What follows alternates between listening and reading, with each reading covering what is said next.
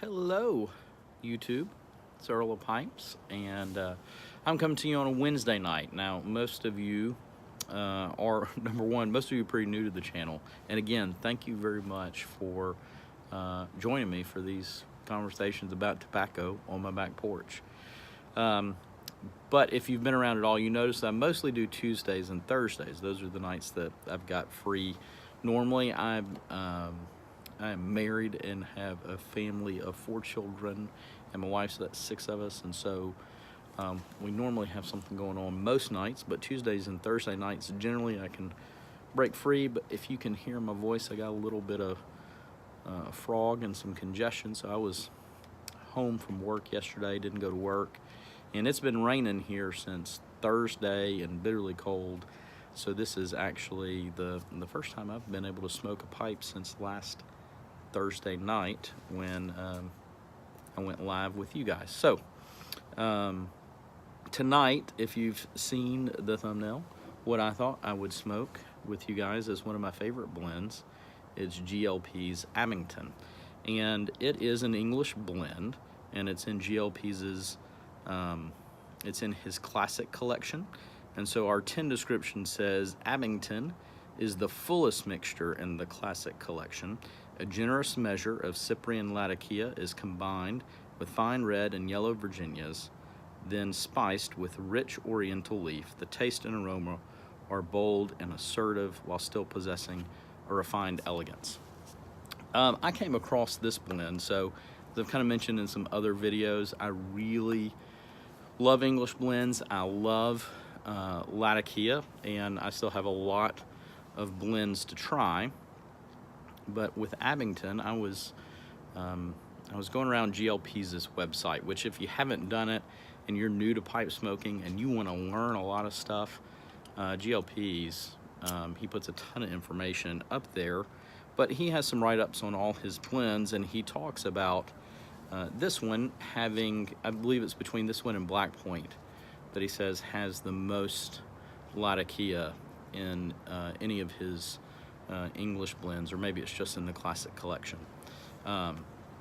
So I bought it just to try it out, and I bought it last year, probably around about this time in November. So I've had a 10, and what I'm smoking tonight is from a 10 from November of last year. And I've been opening and smoking some a little bit here and there throughout the year. So but it is a lovely blend, especially if you like full English blends and you love Latakia. So when you open the tin and you get a whiff, you certainly get a lot of that smoke. Nobody's going to be smelling this and saying I smell raisins. No, nobody's going to be opening it up and saying I smell fig Newtons in this, right? You get the nice campfire smell that comes along from this. Hello, Harlow Piper, to you as well. But you get a nice campfire smell to this. But and I think it's the Orientals. There is a lovely kind of sweetness to it. And I'm not sure exactly, I can't put my finger on it, can't describe it. It's like the whole thing combined together is like a very sweet tobacco sauce to me. Not tobacco sauce. What am I talking about? Barbecue sauce. Very sweet barbecue sauce. Not as tangy as you might associate a barbecue sauce with, but something that's real sweet and good. So I thought I would light us up here and kind of talk about this a little bit.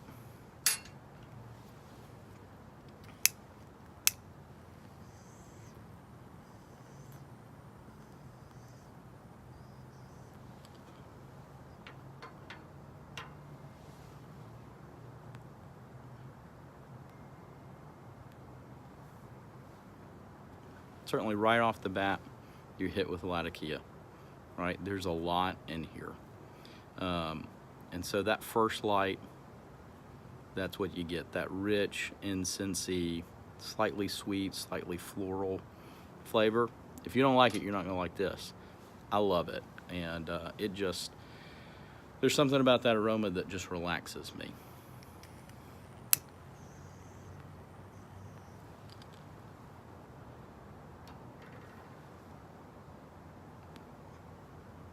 And though this is heavy in Latakia, it's not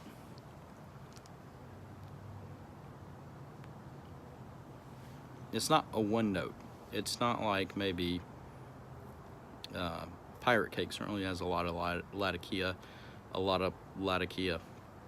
in it, but it kind of develops a little bit too.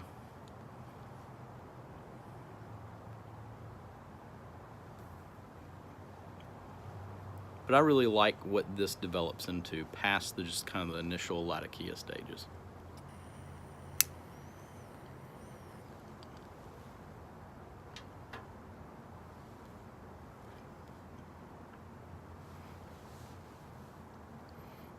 The Virginias are certainly there too.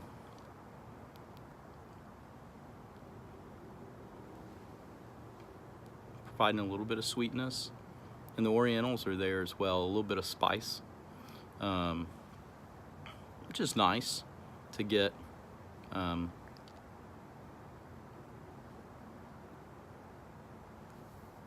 got some more well-rounded smoke. When I say spice, I mean a little bit of pepper. But it just, I think that's the thing that if I'm gonna label anything with this blend that it does really well, is that it all comes together. All the components come together really well to make just one heck of a smoke.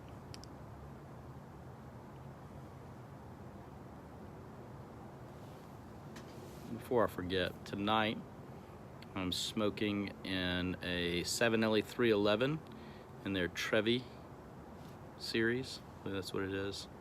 It's a nice little silver band on it.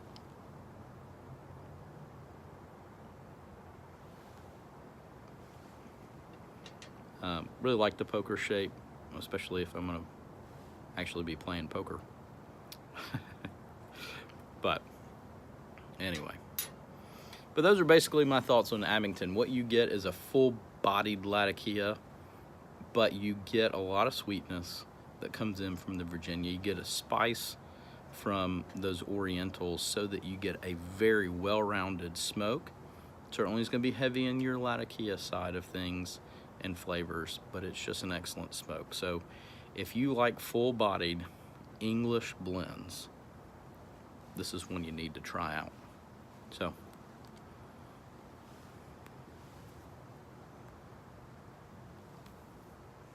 well, last